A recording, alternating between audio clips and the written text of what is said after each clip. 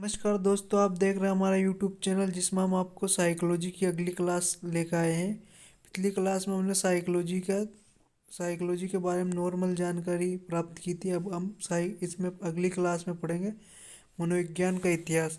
तो मनोविज्ञान का इतिहास के बारे में मतलब इसकी उत्पत्ति कहाँ से हुई, मनोविज्ञान की शुरुआत, इसके पूरी जानकारी इसमें हम पढ़ेंगे दोस्तों। तो हमारी क्लास आपको कैसी लगती है इसके बारे में हमें कमेंट करके ज़रूर बताएं।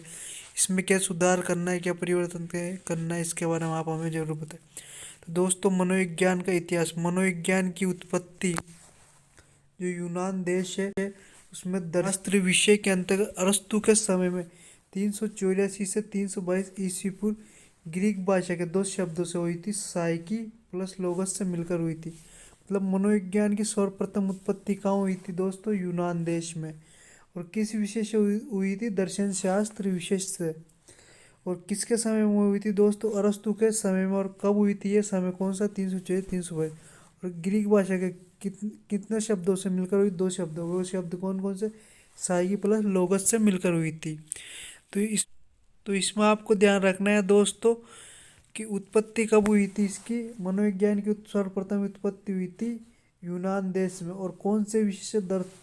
दर्शन शास्त्र विषय से। और इस अरस्तु इसके जनक है। मतलब मनोविज्ञान के जनक कौन माने जाए? सर्वप्रथम जनक माने जाए अरस्तु। इनका समय 324 322 ईस्वी। और ग्रीक भाषा के दो शब्दों से हुई थी, साइकी प्लस लोगस से मिलकर हुई थी। मनोविज्ञान शब्द का सबसे पहले प्रयोग, जो मनोविज्ञान शब्द इसका सबसे पहले प्रयोग और नामकरण। मनोविज्ञान की प्रथम पुस्तक, मनोविज्ञान की जो प्रथम पुस्तक है साइकोलॉजिया मतलब मनोवैज्ञानिका में किया गया। जो मनोविज्ञान शब्द का सबसे पहले प्रयोग अथवा नामकरण मनोविज्ञान की कौन सी पुस्तक में किया गया? साइकोलॉजिया मनोवैज्ञानिका में किया गया। 16वीं सदी में सन 1590 में, जब 16वीं सदी थी दोस्तों, उस समय 1590 में रुडोल्फ गोइकल नाम के मनोविज्ञान हुए। उन्होंने मनोविज्ञान शब्द का प्रयोग किया। तब 16वीं सदी में सन 1590 में सर्वप्रथम रुडोल्फ गोइकल ने मनोविज्ञान शब्द का क्या किया था? प्रयोग किया था। तो ये लाइन बहुत इंपॉर्टेंट है दोस्तों, इसको आपको ध्यान रखना है। तथा मनोविज्ञान के जनक कौन माने जाते हैं दोस्तों? अरस्तु। क्योंकि मनोविज्ञान को दर्शन शास्त्र से अलग करने का विचार सर्वप्रथम किन्होंने दिया था? अरस्तु ने। तो इसलिए मनोविज्ञान के जनक भी कौन माने जाएंगे? अरस्तु। क्योंकि मनोविज्ञान को दर्शन शास्त्र से सर्वप्रथम अलग करने का विचार किन्होंने दिया था? अरस्तु ने। इसलिए अरस्तु को मनोविज्ञान का जनक माना जाएगा। क्योंकि जिन्होंने सर्वप्रथम इसका ये किया तो जनक उनको ही माना जाएगा। तथा अगला है लुम्सडीन और पिल्सबेरी ने अरस्तु को विश्व का प्रथम मनोवैज्ञानिक कहा। तो ये भी बहुत इंपॉर्टेंट है दोस्तों कि विश्व का प्रथम मनोवैज्ञानिक सर्वप्रथम अरस्तु को किसने कहा? तो इसमें लुम्सडीन व पिल्सबेरी ने अरस्तु को विश्व का प्रथम मनोवैज्ञानिक कहा। नोट: कोलसैनिक के अनुसार विश्व, अब ये नोट है तो इसमें बहुत इंपॉर्टेंट है दोस्तों। इस बात को आपको या तो नोट कर ले या इसका स्क्रीनशॉट ले या कहीं भी आपके जो नोटबुक है उसमें नोट कर ले इस चीज़ को, क्योंकि ये बहुत ही इंपॉर्टेंट है ये परिभाषा भी।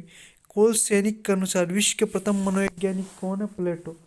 यदि क्वेश्चन में आ जाए लुम्सडीन व पिल्सबेरी के अनुसार विश्व के प्रथम मनोवैज्ञानिक तो कौन हो जाएंगे? अरस्तु। लेकिन यदि कोलसैनिक आ जाए क्वेश्चन में तो उनके अनुसार विश्व के प्रथम मनोवैज्ञानिक कौन होंगे? प्लेटो।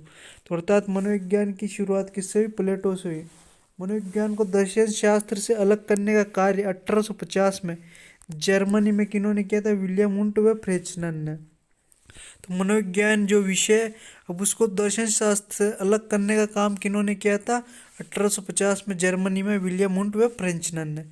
तो मनोविज्ञान को एक स्वतंत्र विषय के रूप में मान्यता दिलाई।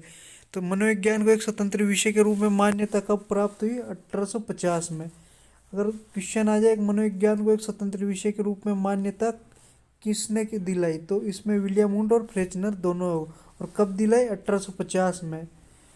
तो ये ध्यान रखना, मनोविज्ञान को दर्शन शास्त्र से अलग करने का कार्य कब किया गया? 1850 में विलियम वुंट और फ्रेशनर द्वारा।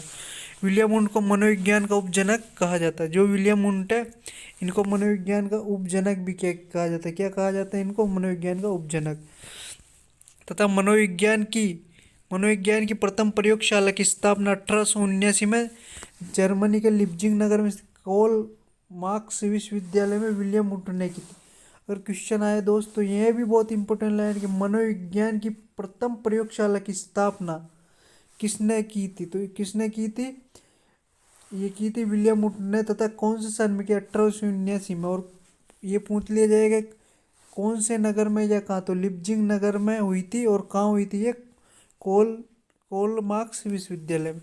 अब अगला है दोस्तों मनोविज्ञान का वैज्ञानिकरण 18वीं सदी में स्विट्जरलैंड में पेस्टोलॉजी ने किया। अगर अब यहाँ भी बहुत इंपॉर्टेंट है दोस्तों कि 18वीं सदी में स्विट्जरलैंड में पेस्टोलॉजी ने किसका वर्गीकरण किया, तो सीधा सा इसका किसका किया, मनोविज्ञान का वर्गीकरण किया। तो मनोविज्ञान का आधुनिकीकरण सन 1900 ऑस्ट्रिया सिगमंड फ्रायड ने किया। अब यहाँ भी बहुत इंपॉर्टेंट, अगर आ जाए एक मनोविज्ञान का आधुनिकीकरण सिगमंड फ्रायड ने कब किया, तो कब किया, 1900 में। और कहाँ किया, ऑस्ट्रिया में किया। और कि ऑस्ट्रिया में भी कहाँ किया, वियना में। तो अगर आ जाए क्वेश्चन में एक मनोविज्ञान का आधुनिकीकरण किसने और कब किया, तो इसमें इसमें किसने किया है, सिगमंड फ्रायड ने कब किया, 1900 में। तो ये भी बहुत इंपॉर्टेंट है दोस्तों। तथा इन आधुनिक मनोविज्ञान का जनक है। अब क्वेश्चन पूछ लेगा आधुनिक मनोविज्ञान का जनक किसे कहा जाता है, सिगमंड फ्रायड को, क्योंकि इन्होंने मनोविज्ञान का आधुनिकीकरण किया। अब यहाँ अगली लाइन है दोस्तों, आधुनिक मनोविज्ञान का प्रथम मनोवैज्ञानिक डेकार्ते को कहा जाता है। जो वर्तमान में आधुनिक मनोविज्ञान जो है उसके उसके अगर जनक पूछे तब तो सिगमंड फ्रायड आएगा, लेकिन प्रथम मनोवैज्ञानिक जनक पूछे तब तो क्या आएगा, ये लाइन नोट कर लो दोस्तों आप कि मनोविज्ञान का आधुनिक मनोविज्ञान का जनक पूछे तब तो सिगमंड फ्रायड, और आधुनिक मनोविज्ञान का प्रथम मनोवैज्ञानिक पूछे तब क्या आएगा, डेकार्त।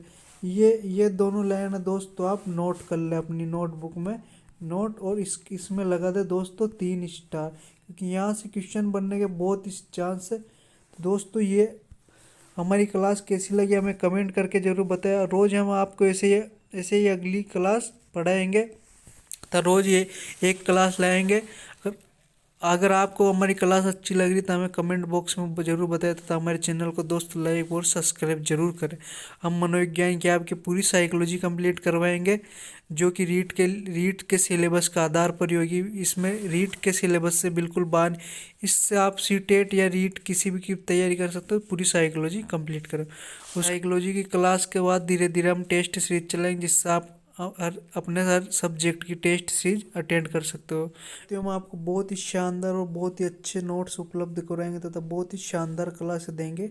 आप हमारे मनोविज्ञान के चैनल को लाइक और सब्सक्राइब करें। हम आपको बहुत ही अच्छी क्लास देंगे, तो बहुत ही अच्छे नोट्स, मतलब जिसमें से 100% है कि इसमें से क्वेश्चन जरूर आएगा आपके। और रीट के सिलेबस में से तो इसमें से 100% क्वेश्चन आएंगे दोस्तों। और हम बहुत ही शॉर्ट वीडियो बनाएंगे और अच्छी क्लास देंगे, और कम समय मतलब ज़्यादा से ज़्यादा पढ़ाने की कोशिश करेंगे। शॉर्ट वीडियो बनाएंगे और ज़्यादा से ज़्यादा मैटर पढ़ाने की कोशिश करेंगे, जिससे आपके क्वेश्चन आने की संभावना ज़्यादा से ज़्यादा। इसमें हम 11th 12th RBSC और NCERT की बुकों का भी समावेश कर रहे हैं दोस्तों, जिससे आपको मतलब कोई भी क्वेश्चन बाहर जाने की संभावना है। इसलिए आप हमारे चैनल को लाइक और सब्सक्राइब करें, तथा हमारी क्लास को अटेंड करना ना भूलें दोस्तों। रेगुलर क्लास चलाएंगे और रेगुलर क्लास अपलोड कर दी जाएगी। आप लोग और बेल आइकन भी दबा दें, जिसको क्लास अपलोड करते हैं आपको तुरंत नोटिफिकेशन आ जाए।